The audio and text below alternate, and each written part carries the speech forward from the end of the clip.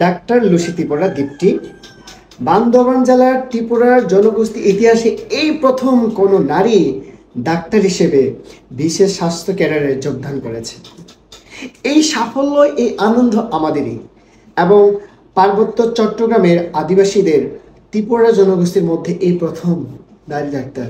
আমার হৃদয় আজ অফুল্ল আনন্দের ভরা। সত্যি আমি অন্তত অনেক অনেক খুশি আজ।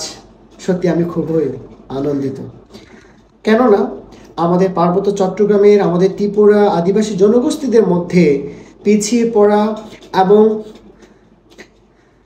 প্রত্যন্ত এলাকায় যে সকল অসহায় রয়েছেন তারা সুচিকিৎসা পাবে বলে মনে করি।